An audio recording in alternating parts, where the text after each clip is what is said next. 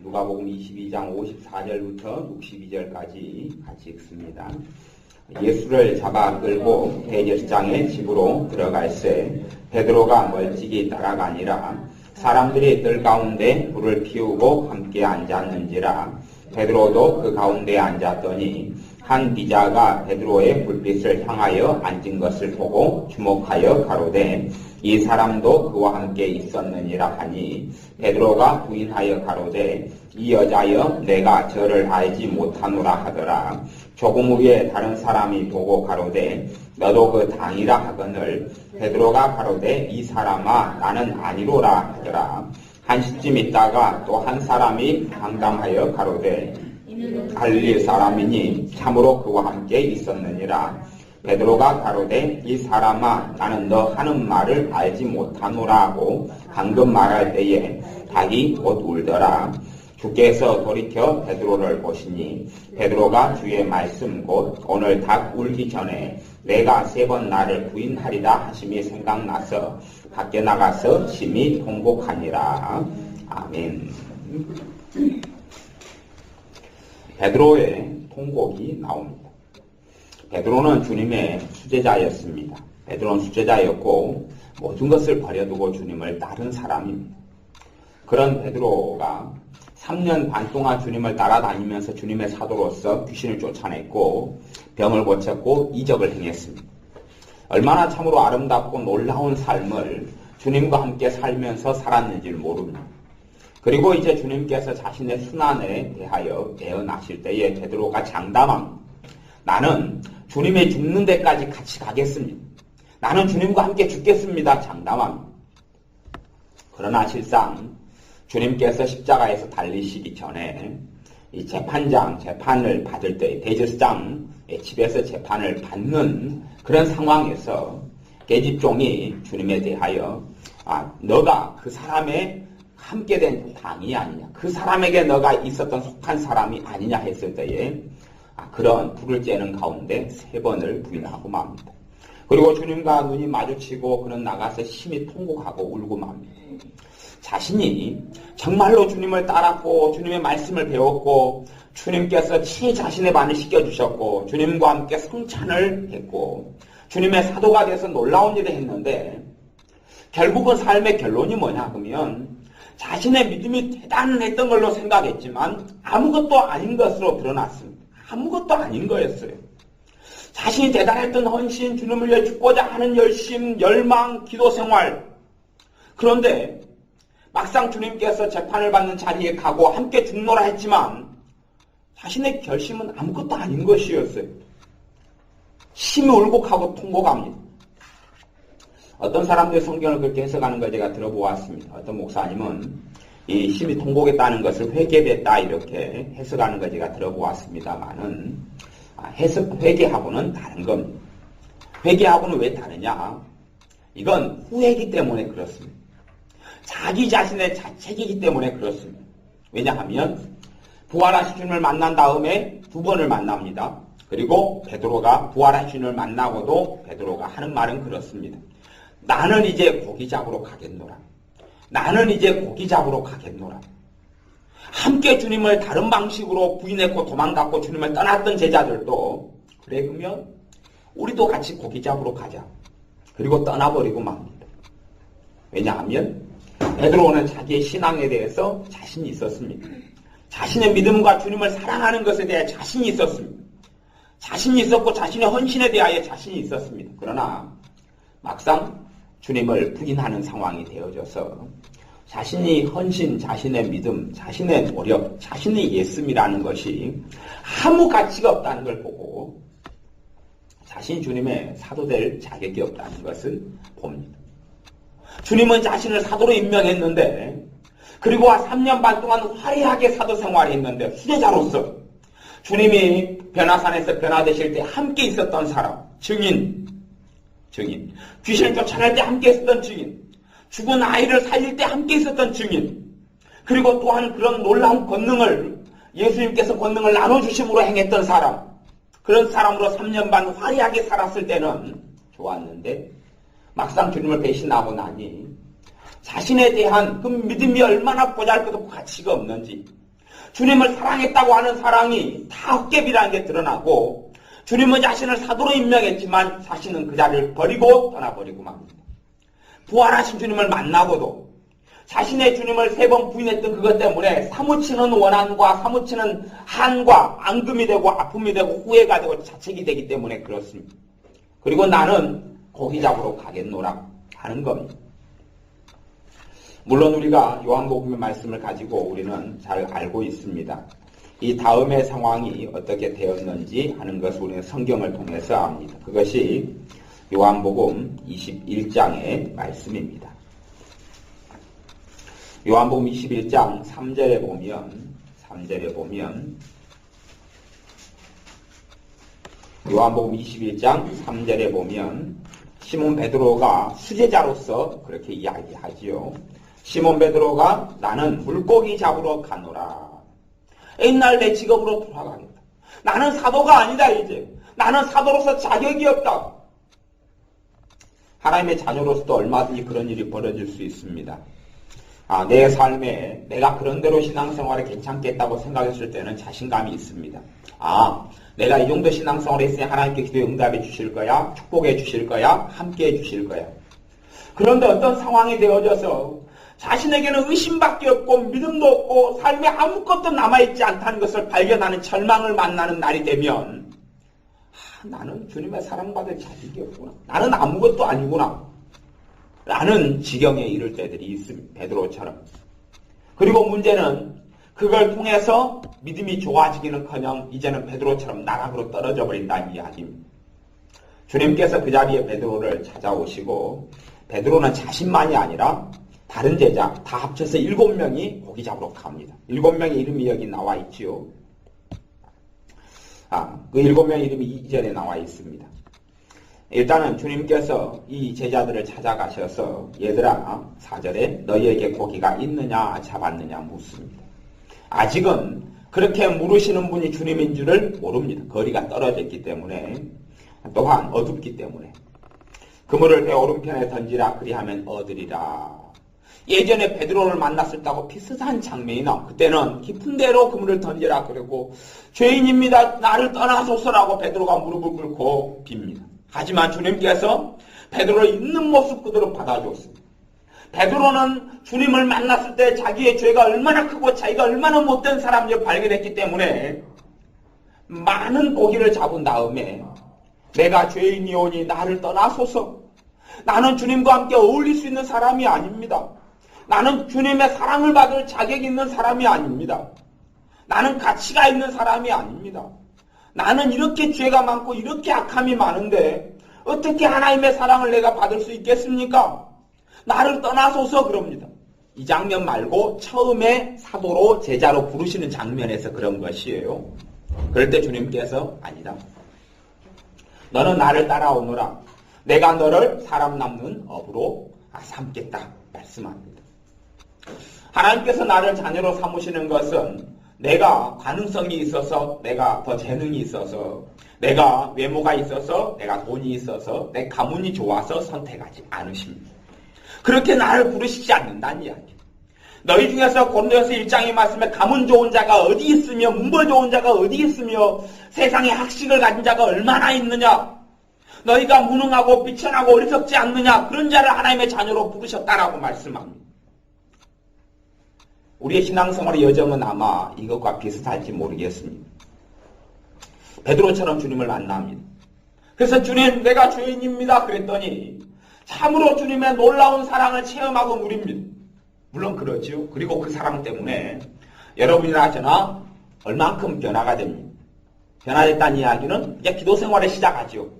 예배를 드리죠. 봉사를 하죠. 섬기기도 하죠. 용서하려고 애를 쓰죠. 회개 기도도 나름 하죠. 애를 씁니다. 조금은 자신이 생깁니다. 나에 대해서 조금은 자신이 있어요. 내가 그래도 조금은 주님을 사랑해요. 내가 그래도 조금 주님을 위해서 살아왔어요. 히스기야 왕이 어려움 당해서 하나님 내가 하나님을 위해 한 일을 기억하소서 했던 것처럼 우리도 조금은 있는 것 같아요. 하나님 그래도 내가 때로는 내가 먹을 것 안 먹으면서 입을 것 안 입으면서 얼마나 교회를 위해 헌금했던 걸 주님 기억하시죠. 내가 다른 사람을 위해서 그래도 그들을 위해 중보기도 했던 그 어려움을 기억하시죠. 나 그래도 주님 그런 일이 있으니 불쌍히 여겨 주십시오 하는 그런 마음을 가지고 있습니다. 그렇게 해서 내 신앙이 좋아지는 것 같고 내가 그래도 나름대로 괜찮게 신앙생활하는 것 같습니다. 문제는 그렇게 살아가지만 주님의 깊은 은혜와 주님께서 나를 예비하신 그 놀라운 십자가의 권능을 내가 별로 누리지 못한다는 데 일단은 문제가 있습니다. 베드로는 누렸지요. 그러지만 베드로가 과거에 주님을 처음 만났을 때의 자기가 극악한 죄인이라는 그 절망을 만났던 것처럼 이제는 사도인데 그 절망을 만납니다. 사도인데 그 정체가 드러납니다. 왜냐하면 주님을 3번을 부인하는, 함께 죽겠다고 했는데 3번을 부인하는 그 자리에서 절망이 드러나고 울고 통곡하고 부활하신 주님을 만나도 그래서 주님을 만나서 너무 좋고 주님이 살아났다고 그러니까 그걸 듣고 베드로가 달리기를 합니다. 젊은 요한과 함께 달리기를 하는데 먼저 달려갔는데 베드로는 좀 늙었거든요. 그러니 달리기가 요한에게 늦습니다. 요한은 20살, 21살 젊은 청년입니다. 요한이 먼저 달리겠다 그러죠. 달리기는 베드로가 먼저 뛰어갔는데 요한이 앞질렀다고 성경에 나옵니다. 그래서 요한이 먼저 무덤에 갔어요. 주님을 못 만났어요. 베드로도 열심히 쫓아갔습니다. 그런 마음이 있지만 결국은 부활하신 주님을 막상 만나고 난 다음에는 베드로의 마음의 자책감과 정죄감 때문에 못 견디는 것이 너가 그래도 사랑받을 사냐, 너가 그래도 제자냐, 너가 그래도 사도냐 못 견디는 것이 너 배울 만큼 배웠잖아. 너 주님한테 가르침 받을 만큼 받았잖아. 사랑받을 만큼 받았는데 그거밖에 안 돼. 그거밖에 안 돼. 그리고 베드로는 자신의 의로움, 자신의 행위, 그전에는 괜찮게 살았을 때는 그런 자신감이 충만했잖아요. 괜찮게 봉사하고 전도하고 복음 전하고 주님과 함께 먹고 자고 함께 굶주리고 함께 요거도 먹고 그럴 때는 자신감이 있었단 말이지요. 난 사도다. 나는 수제자다. 그런데 막상 자기의 삶에 이제는 자기의 행위로 덮어버릴 수 없는 죄가 드러나 버리니까 주님을 3번 부인했잖아요. 울고 통곡해도 해결되지 않는 그 죄악이 드러나니까 저는 주님 앞에 있는 것을 포기합니다. 주님과 함께 사는 것을 포기합니다. 주님을 싫어해서가 아니라 주님을 안 사랑해서가 아니라 자신의 행위를 보니까 사랑받을 자격이 아닌 거 이제. 처음에는 사랑으로 시작했고 죄를 통하여서 용서를 시작했지만 신앙의 여정을 많이 살아온 다음에 자신의 극악한 죄를 다시 발견하니까 베드로는 그렇게 생각했을지도 모르겠습니다. 이 정도 되면 용서 안 하실 거야. 이 정도 되면 나를 긍휼히 여기시지 않을 거야. 이 정도 되면 주님이 너 이제 사도 아니야 그러기 전에 내가 먼저 나가야 되겠다. 주님이 얼마나 그 말씀하시면 힘드실까. 이제는 너 빼고 딴 사람을 내 수제 자리에 세워야 되겠으니 너 나가 하기 전에 주님이 그것을 아픈 마음으로 하시기 전에 내가 먼저 주님 사랑하니까 주님 마음 아프게 하기보다는 내가 먼저 나가야지. 알아서 제 발로 나가줘야지. 그리고 떠났는지도 모르겠습니다. 그리고 주님께 이야기하지 않고 통보하지 않고 부활하신 주님 만나고도 주님 없을 때 떠나버립니다. 디베라 바닷가에 갈릴리 바닷가에 떠나버립니다. 그 자리에 주님이 찾아오시고 그리고 주님이시라 하는 이야기를 베드로가 듣습니다. 그럴 때 벗어났던 옷을 다시 걸치고 물속에 빠지고 헤엄쳐서 주님께 나가옵니다. 왜냐하면 베드로는 자신의 행동이 너무 믿고 싫고 자신에 대해서 실망했고 절망했지만 주님은 그래도 사랑하기 때문에 그렇습니다. 몸뚱아리가 따라주지 않고 마음이 따라주지 않아도 주님은 사랑하기 때문에 그렇습니다. 주님께서 베드로에게 와서 조반을 먹으라 그러시고 베드로에게 묻습니다. 그것이 21장 15절의 말씀입니다. 요한의 아들 시몬아, 너가 이 사람들보다 나를 더 사랑하느냐? 주여 그러하여다. 가로되 주여 그러하여다. 내가 주를 사랑하는 줄을 주께서 아시나이다. 가라사대 내 어린 양을 먹이라. 두 번째 가라사대 요한의 아들 시몬아, 너가 나를 사랑하느냐? 주여 그러하여다. 주께서 아시나이다. 세 번째도 물으십니다. 내가 진실로 너에게 요한 아들 시몬아 17절에 내가 나를 사랑하느냐? 베드로가 근심하여 가로되 주여 모든 것을 아시오매 내가 주를 사랑하는 줄을 주께서 아시나이다. 그러면 내 양을 먹이라. 그렇게 주님께서 다시 사명을 주십니다. 너가 사도로 살아가는 것은, 내 사랑받는 내 제자로 살아가는 것은, 내 아들로 살아가는 것은 너 행위에 있지 않다고 가르치시는 것. 왜 이 베드로의 절망을 주님은 더 먼저 처리해 주지 않겠습니까?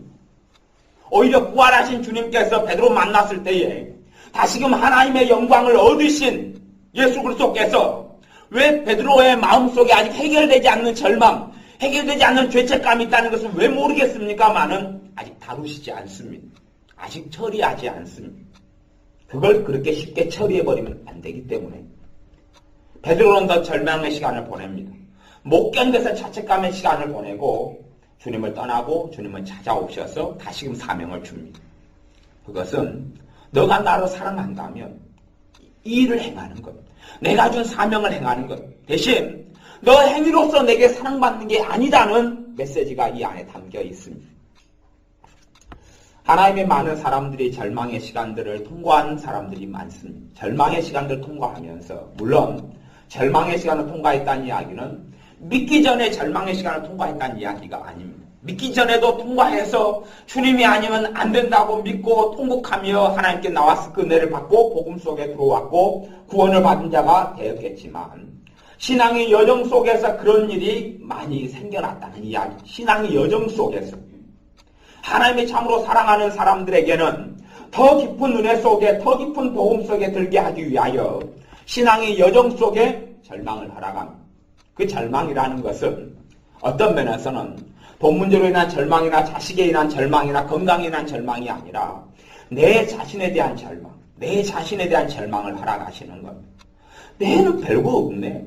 내가 하나님을 섬기고 신앙생활하고 기도했다 했는데 내게는 별로 이렇게 아름다운 신앙의 모습이 없잖아 하는 절망을 발견하게 됩니다. 그걸 발견하지 않는 사람들은 계속하여 그런 다람 쳇바퀴 도는 삶의 신앙생활을 하다가 인생을 마감합니다. 어제 저녁에 말씀을 나눈 대로 점수를 조금 더 채우면 될 것 같죠. 2%가 부족해요. 2% 부족하니 2%를 음료수를 마시잖아요. 마시고 나니까 또 뭐가 먹고 싶어요? 또 2%가 먹고 싶어요. 왜 2%가 또 부족하니까? 내가 조금만 더 기도 생활하면 하나님의 기준에 이를 것 같은데 조금 더 열심히 기도했는데 하나님의 기준에 이르지 못해요. 조금 더 열심히 봉사하면 될 것 같은데 조금 하다가 다시 봉사를 멈춰버려요. 조금 더 사랑하면 될 것 같은데 사랑하다가 그것도 한계가 있어서 다시 후퇴해요. 오르락내리락 오르락내리락. 그래도 나는 생각합니다. 올라갈 때 조금 더 거기서 올라가면 될 텐데. 하지만 실제로 거기서 조금 더 올라가도 더 많은 열매를 맺어내지는 못합니다. 기도 생활을 예를 들어 여러분이 2시간을 하루에 하신다 그래요. 그러면 2시간을 하면 하루에 2시간에서 5시간을 하게 된다고 생각해 보세요. 굉장히 많은 열매가 있을 것 같지 않습니까? 2시간도 힘든데 5시간 하루에 기도합니다. 굉장히 많은 열매가 맺힐 것 같잖아요. 그렇게 생각하지 않으십니까? 2시간도 힘든데 5시간을 하루에 해요. 매일. 굉장히 큰 축복을 받게 될 것 같지 않습니까? 그러면 제가 물어볼게요. 우리 강재욱 집사님 하루에 5시간씩 기도를 했어요. 그치요? 집사님이 한두 시간, 2시간 하다가 5시간으로 이제 돌입해서 5시간으로 몇 달씩 이렇게 지내니까 굉장히 많은 열매를 맺든가요? 아니면 그때하고 별로 차이가 없든가요? 만족감은 있지만 차이가 없죠? 만족감은 있어요. 내가 대단히 기도했다. 내가 대단히 헌신했다. 와, 그래도 제가 그래도 주님에 대하여 뭔가의 사랑을 기도를 통하여 드렸구나. 아니면 중보를 통하여 많은 사람을 위해 기도를 했구나 하는 만족감은 있는데 그 복음을 누리는 것과 그 은혜를 누리는 것에는 차이가 그렇게 없더란 말이에요. 이게 현실이에요. 이게 현실이에요. 도대체 뭐가 문제가 되느냐 하는 것이 무엇보다 여러분 자신이나 나 자신에 대해서 절망하지 않기 때문에 그렇습니다. 사실은 여러분이나 제가 예수님을 영접하고 믿고 하나님의 자녀가 된 다음에 변화된 것이 좀 있습니다. 변화된 게 있어요. 달라진 게 물론 있습니다. 많게든 적게든. 그러면 깊이 들어가면 그 달라지고 변화된 것이 내가 나를 변화시킨 것일까요? 아니면 성령님의 역사를 통하여 내게서 그런 열매가 맺힌 것일까요? 내가 맺은 열매일까요? 내 안에 역사하시는 주님이 맺은 열매일까요? 주님이 맺은 열매거든요. 나는 착각합니다. 내가 맺은 열매라.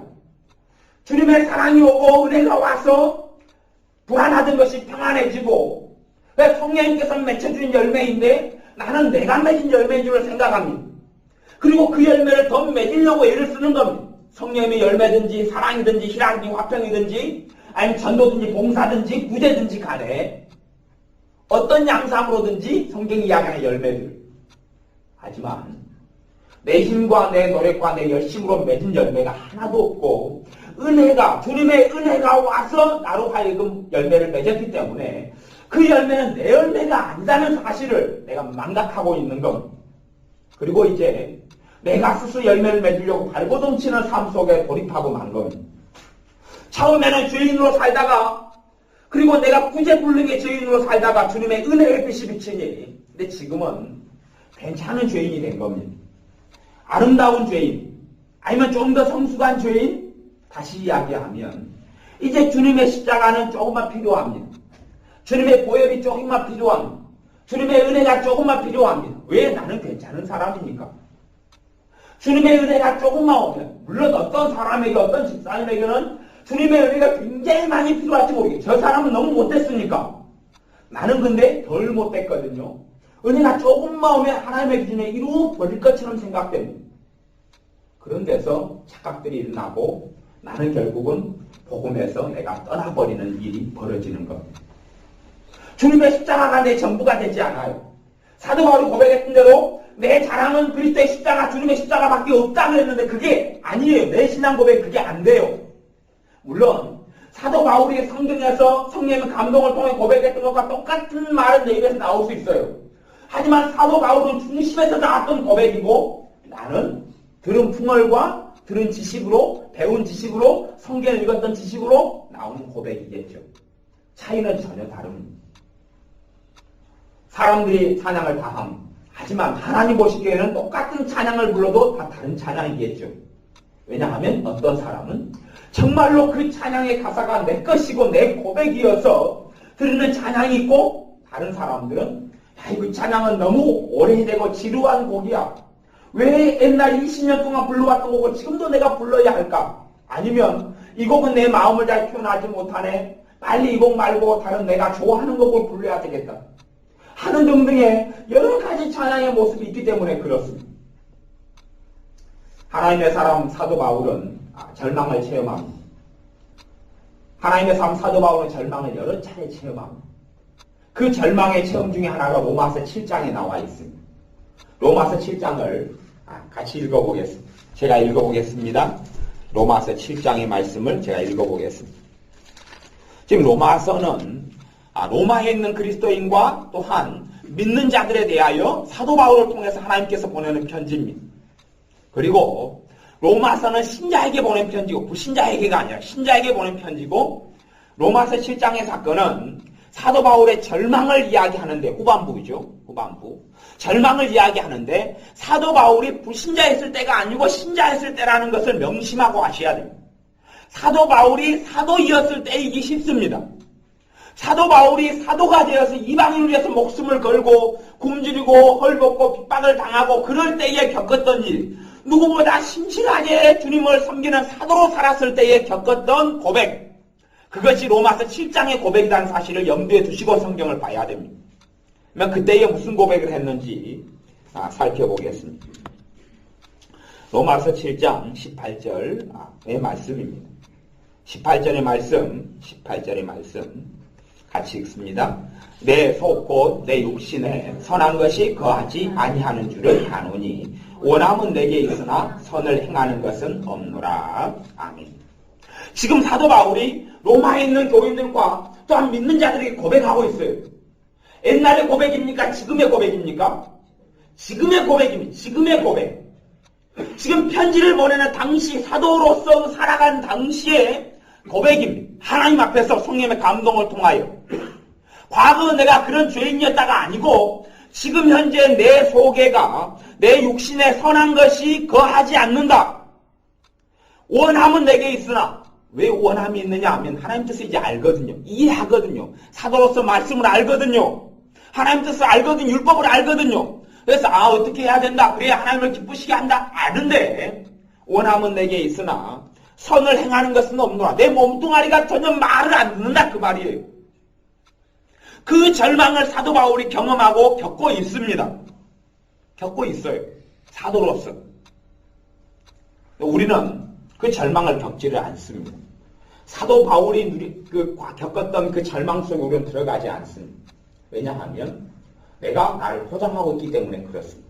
아니면 아까 이야기한 것처럼 성령님의 열매를 통하여 내게 나타났던 변화를 내가 노력해서 얻은 변화인 걸로 착각하고 있습니다.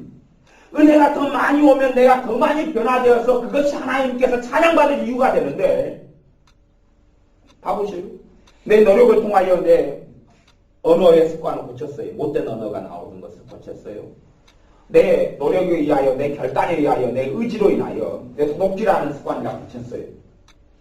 그러면 그걸 통하여 하나님이 찬양받아야 됩니까? 내가 찬양받아야 됩니까?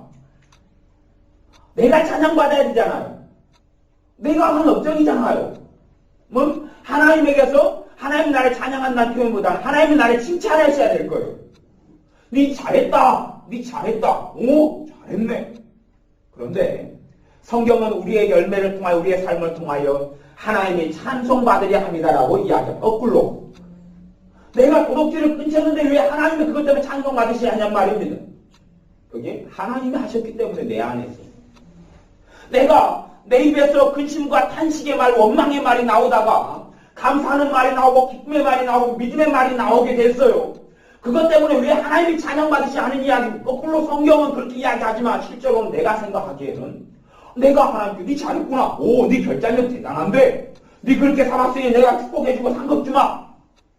이런 이야기를 성경이 해야 되는데 성경은 그렇게 이야기하지 않습니다.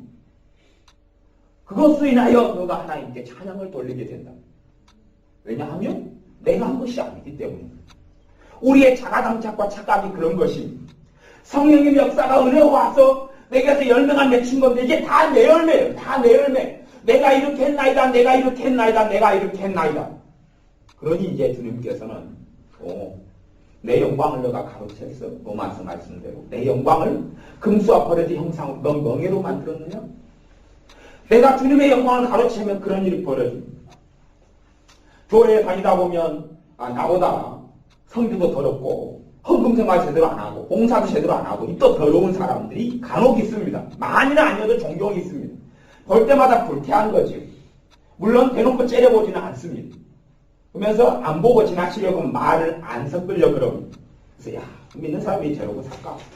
왜 저 집사님이 저거밖에 안 돼?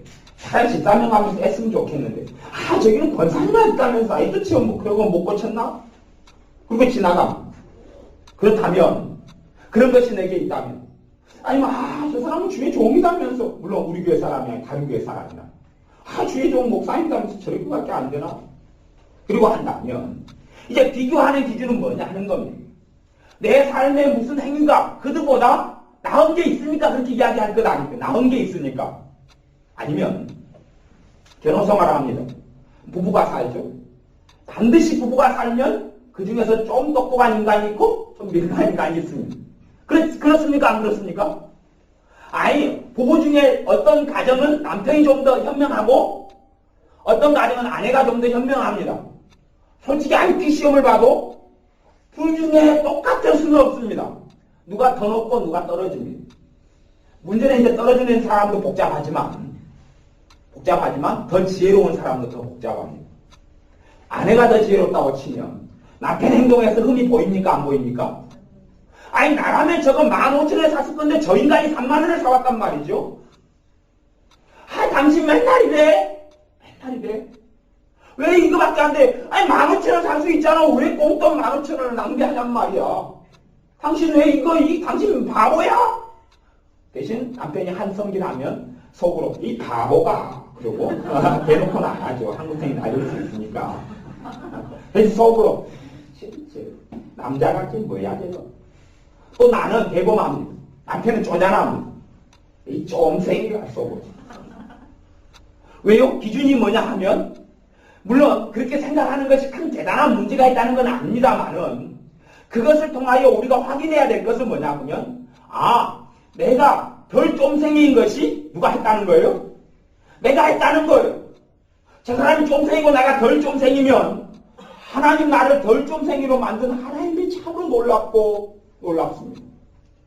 하나님 나를 덜 쫌생이로 만드신 하나님께서 저 사람에게도 은혜를 더 주셔서 덜 쫌생이로 만들어 주옵소서.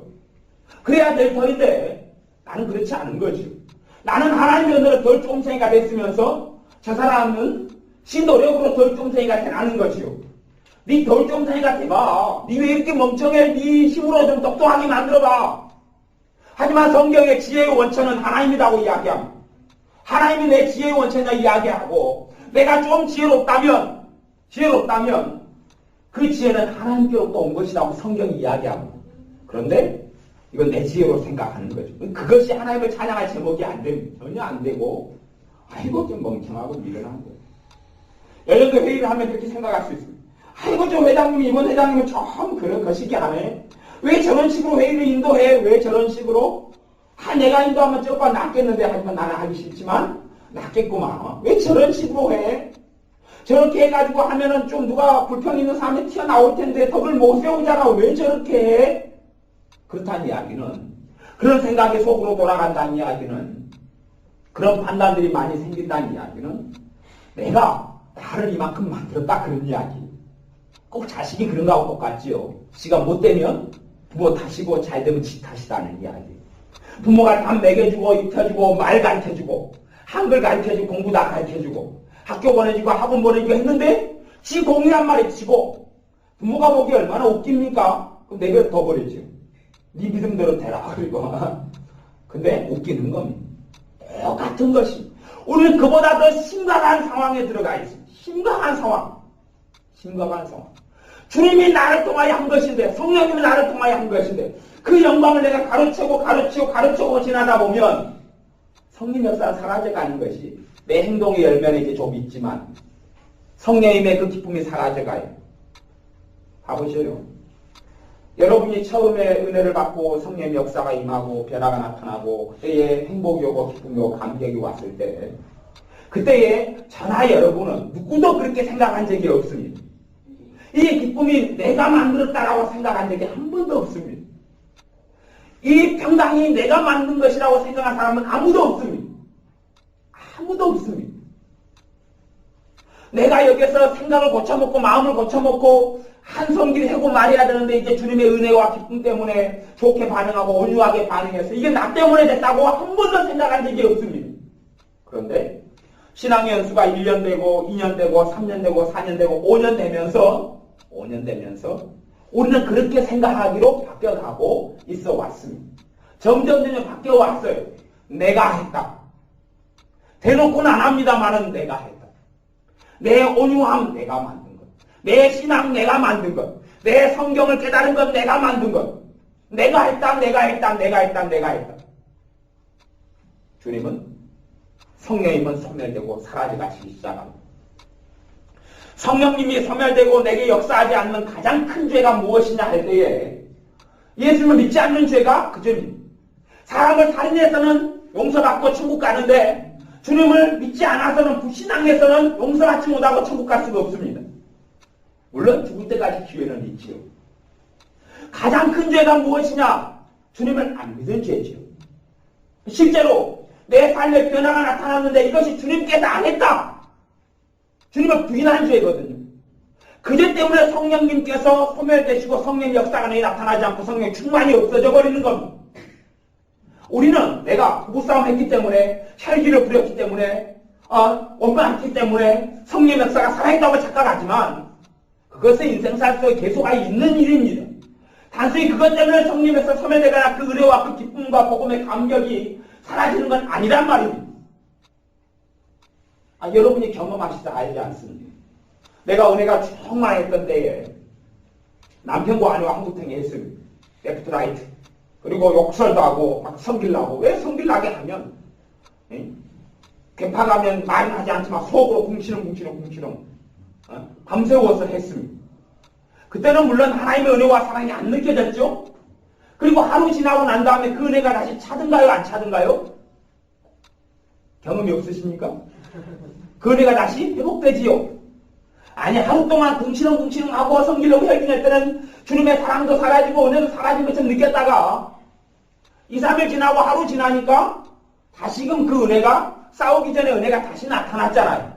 그 경험은 안 하십니까? 하시죠? 한참 있다 그러면 좀 동작이 늦으신 거고 그건 이제 볼 때는 이제 시간이 오래 걸리는 가마솥일지 몰라서 그렇다고 치고요.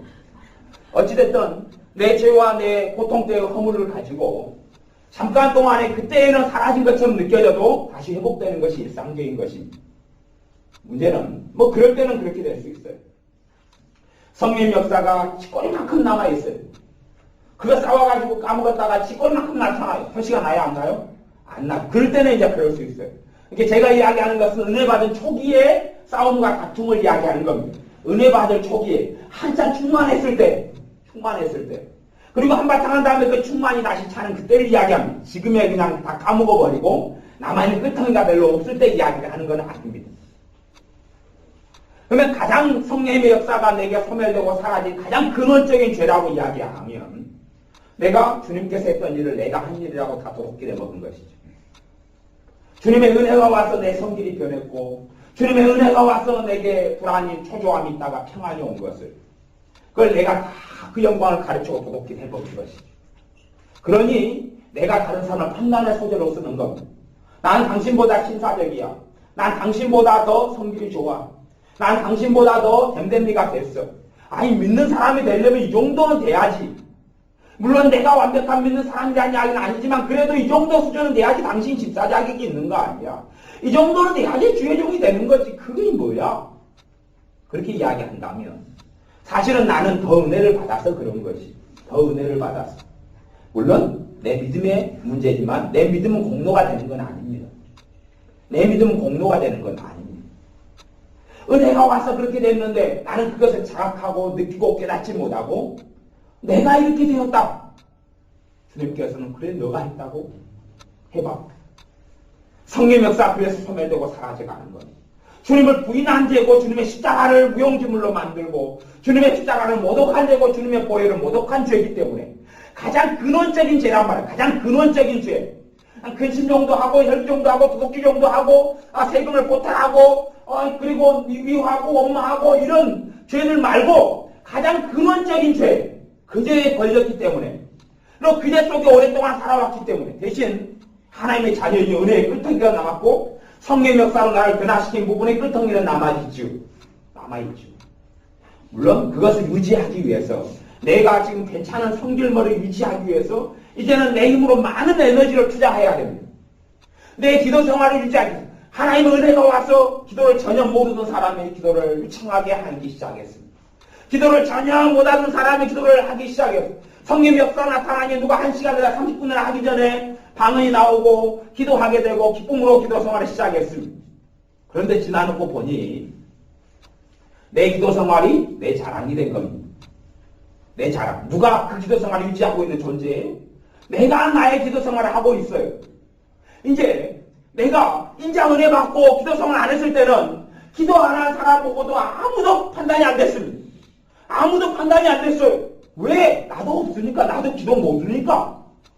은혜를 받고 내가 충만한 기도 생활을 하면서 그리고 시간이 지나면서 그것이 내가 하는 기도 생활, 내가 노력하고 애써서 한 기도 생활을 느끼면서부터 전혀 기도 안 하는 집사님, 철학일에도 나오지 않고 새벽도 나오지 않고 전혀 기도 안 하는 집사님을 보면 기도 좀 하지 그럼. 물론 목회자도 마찬가지입니다. 목회자도 자신 기도 생활을 충분히 자기 노력으로 많이 하는 분들은 기도 생활 좀 하지 라고 강조합니다. 당연한 이야기지만 밑에 숨어지는 동기와 메시지는 사실은 다를 겁니다. 여러분의 기도 생활이 내 노력으로 만들어진 것이 아닙니다. 내가 주님께 헌금 내고 싶어서 하나님께 드리지만 그것이 내 노력과 내 의지로 한 게 아니라 은혜로 내게 주셨기 때문에 내가 나눌 수 있는 것이고 드릴 수 있는 것인데 이것을 자꾸만 내 공로로 만들어가죠. 다시 이야기하면 내 안에 성령시대에 성령님께서 역사하신 성령 행전의 삶을 내가 살고 있으면서 그러면서 성령님이 하시는 걸 내가 전면 부정한 겁니다. 성령님은 내게서 아무 일 안 하시는 겁니다. 아무 일 안 하시는 거예요. 내가 주인 되고 내가 대장이 되어서 살아가는 거, 이거 성령의 역사를 내가 거부한 것. 왜? 내가 다 했으니까요. 내가 다 했으니까요. 이만큼 내가 신앙생활했고, 이만큼 믿음 유지하고 있고, 이만큼 헌신했고, 이만큼 가정을 꾸려왔고, 이만큼 남편을 섬겨왔고, 이만큼 아이들을 키워왔고, 이만큼 교회 봉사해왔고, 이만큼 전도해왔고, 이만큼 구제해왔고, 이만큼 내가 댐데미를 만들어줘 왔다. 그리고 그것을 유지하려고 기도합니다. 기도 생활을 유지하려고 또 기도합니다. 그 기도 생활을 마치려고 애를 씁니다. 그리고 신앙생활이 3년 지나고 5년 지나면 어느 때 보면 머리는 희끗희끗해져 있는데 처음의 사랑과 처음의 은혜는 사라져버리고 말았습니다. 그래서 에베소 교회에 너희가 처음 사랑을 잃었느니라 버렸느니라 라고 말씀하는 것. 하나님의 은혜로 산다는 것을 망각한 겁니다. 하나님의 은혜로 산다는 걸 망각한 것. 성령님 오셔서 내가 새 사람 되어 산다는 것을 잃어버린 겁니다. 베드로가 느꼈던 절망, 사도 바울이 느꼈던 절망이 그런 겁니다. 내게는 아무 선한 것이 없다. 그리고 뒤에는 오호라 나는 공고한 사람이로다. 이 사망의 몸에서 누가 나를 건져내라 라고 사도일 때 부르짖습니다. 이 사망의 몸에서 누가 나를 건져내랴. 예수 그리스도로 인하여 하나님을 찬양하고 감사하리로다. 답이 주님이구나. 답이 주님이구나. 그리고 로마서 8장 1절에 생명의 성령의 법이 죄와 사망의 법에서 해방하였다. 오, 성령의 역사로 내가 변화된 거였구나. 성령의 역사로 내가 생명을 얻게 되었구나. 성령의 역사로 믿음의 믿음 되었고 주님의 십자가가 내 것이 되었구나. 그리고 사도 바울이 계속하여 성경에 그 다음에는 고백하는 것이 나의 나된 것은 하나님의 은혜로다. 내가 그때 십자가 외에는 자랑할 것이 없다. 너희는 주 안에서 자랑하라 라고 이야기하는 겁니다. 우리의 삶이 그렇게 돌아가야 합니다. 욥이 자신은 굉장히 당대 의인으로 살아왔습니다. 하나님께서 그는 당대 의인이다 인정했습니다. 물론 그 당대 의인이라는 것은 도토리 키재기고 사람들 속에서 가장 뛰어난 믿음의 사람이라는 이야기입니다. 그런데 하나님께서 욥에게 사탄의 시험을 허락했고 자기들이 다 죽어갔고 재산이 다 잃어갔고 마누라까지도 배신했고 나가 죽어라 하나님을 저주하고 죽어라 그랬고 친구들도 자신을 배신하고 몸에는 만신창이의 병이 왔습니다. 욥은 항상 통탄하며 기도합니다. 하나님 저와 변론하게 해주십시오. 내가 무슨 죄가 있간데 이런 내게 살리 비참함이 일어납니까? 내게 무슨 잘못이 있간데 이렇습니까? 하나님 나와 한번 이야기 한번 합시다. 이야기 한번 합시다. 그리고 그런 변론과 그런 기도로 수십 장을 성경에 흘러갑니다. 그리고 하나님께서 욥에게 나타납니다. 욥에게 나타나고 하나님께서 욥과 변론하기 시작합니다. 욥이 그때 고백했던 고백이 성경에 나와 있는데 믿는 자가 누구니까 남이다 내 입을 내가 다물게 했습니다.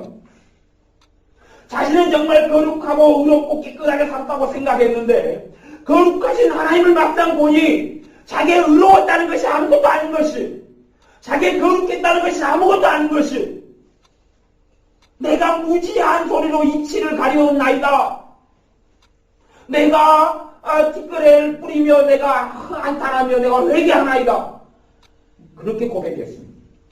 막상 거룩하신 하나님, 공의로우신 하나님, 전능하신 하나님을 만나기 전에는 내가 하나님을 귀로 대하여 들었었다 이제 눈으로 보았나이다. 내가 회개하나이다. 하나님 만나기 전에는 하나님 내가 무슨 불의한 게 있습니까? 이만큼 내가 하나님 앞에 산 사람이 어디 있습니까? 나같이 바르게 살고 내가 죄가 어디 있고 허물이 어디 있간데 내가 이만한 고통을 당할 만한 죄가 없나이다. 변론 한번 합시다 그랬다가 막상 하나님을 만나니 아니군요. 내가 살아왔던 게 다 죄군요. 나는 다른 사람보다 의로웠다고 생각했지만 그것이 하나님의 은혜로 인한 것이었고 내 공로로 인한 것이 아니었군요. 그리고 내가 실상 했던 많은 것들이 얼마나 허점과 끔과 어리석음이 있는 줄 내가 이렇게 발견합니다. 그런 것이 하나님 참 이사야 선지자가 이사야 6장에 하나님께서 눈을 열어서 하나님의 보좌를 보게 합니다. 스랍들이 창화하여서 거룩하다 만군의 여호와여 찬양합니다. 그리고 이사야 선지자는 끔찍한 경험을 합니다. 가장 영광의 경험이지만 가장 끔찍한 경험을 합니다. 화루다 나여 망하게 되었도다. 내가 거룩하신 일을 보았도다.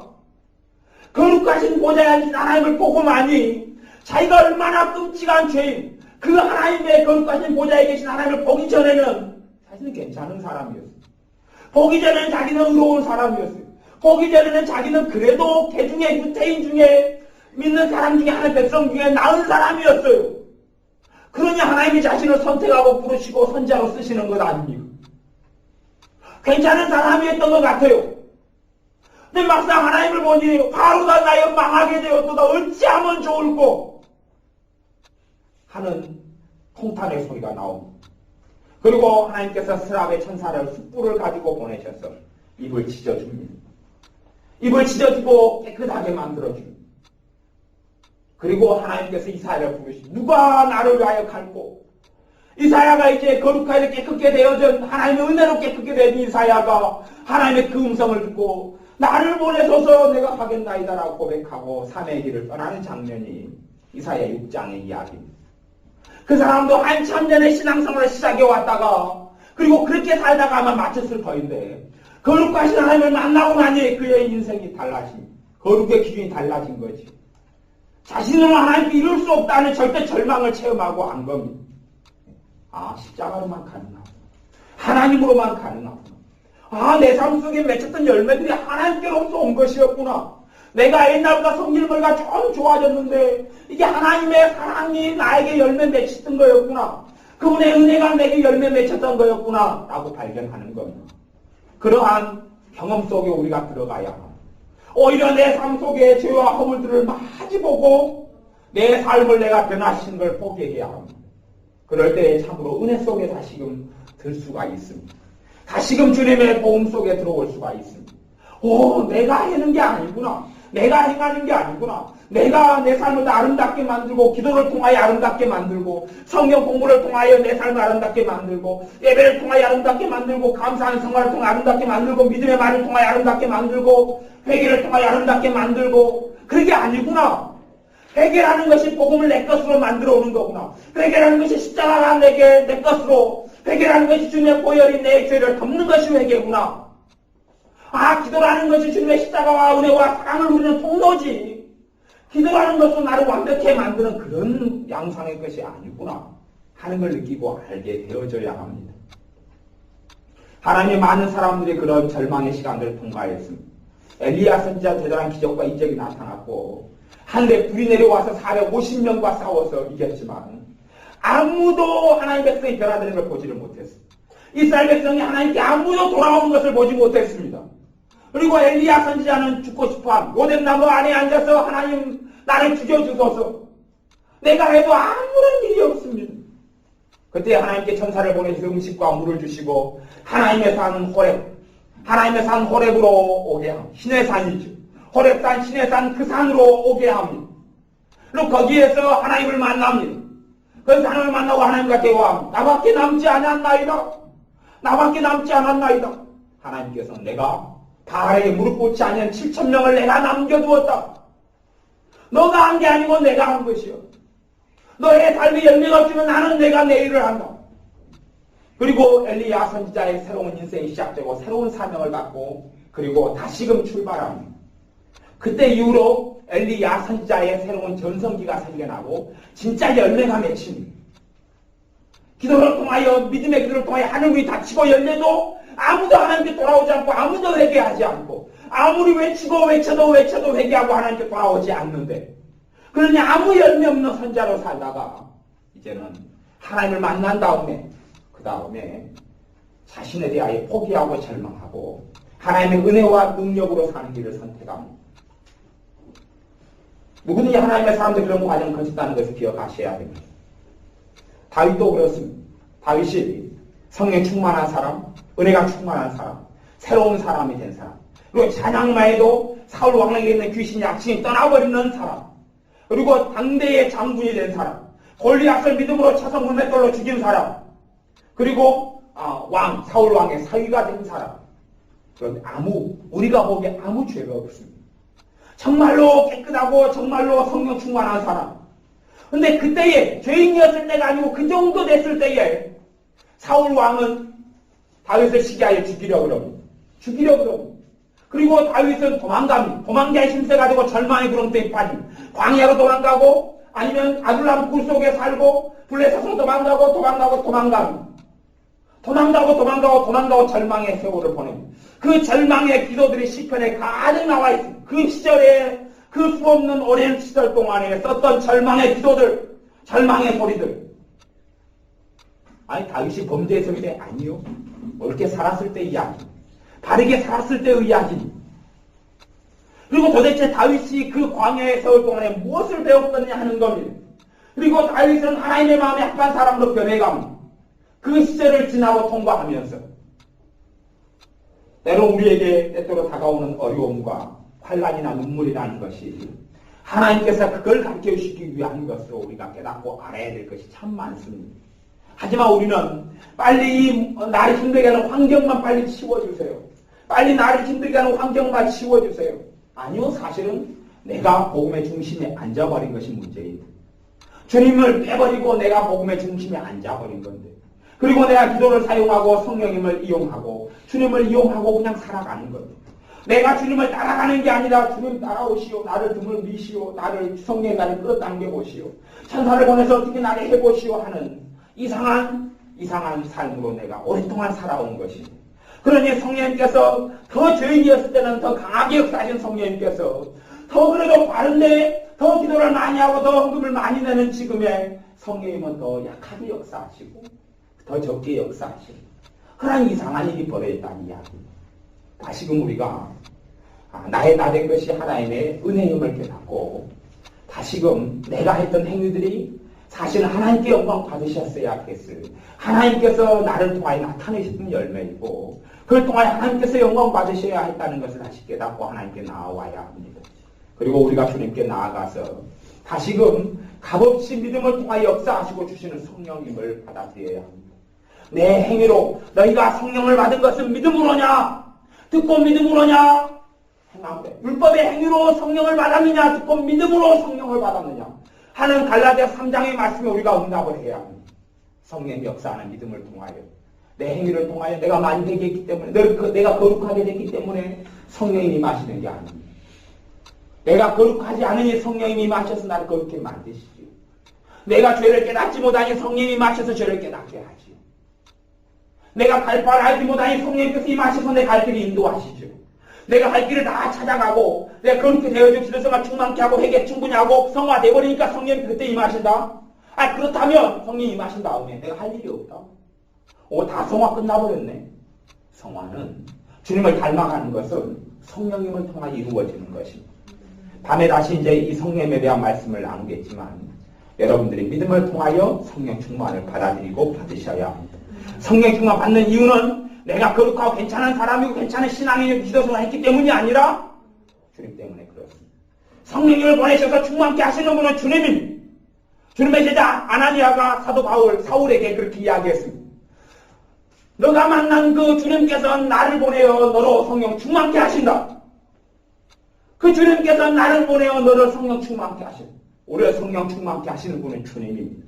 기도하겠습니다. 우리가 지금까지 주님께서 은혜 주시고 주님께서 역사하시고 성령님께서 열매 맺으셔서 나타났던 많은 아름다운 열매들을 내가 노력했고 내 자랑이 됐고 내가 한 열매로 착각하며 살아와서 하나님의 영광을 가로챘던 죄인인 것을 고백하며 회개합니다. 이제는 내가 내 삶 속에 열매가 나타나면 이것이 참으로 하나님의 은혜고 하나님의 역사인 것을 인정하며 하나님을 찬양하며 찬미하겠습니다. 그리고 이제 내 노력이 아니라 주님의 십자가 앞에 겸허히 나와서 은혜를 값없이 주신 은혜를 더 많이 받아 먹겠습니다. 그래야 우리 주님이 시간에 역사하시고 은혜 주셔서 성령님을 더 충만히 역사하게 하시고 성령님이 마시고 역사하셔서 죄인 우리 연약한 우리 허물이 많고 흠이 많은 우리를 우리에게 임하셔서 우리를 변화시키시며 우리를 새롭게 하시며 우리를 강건케 하옵소서. 우리 어그러진 생각을 고치시고 마음을 고치셔서 복음으로 살게 하시고 십자가로 살게 하옵소서. 예수님의 이름으로 기도하옵나이다. 아멘. 아멘. 말씀 붙잡고 같이 기도하겠습니다.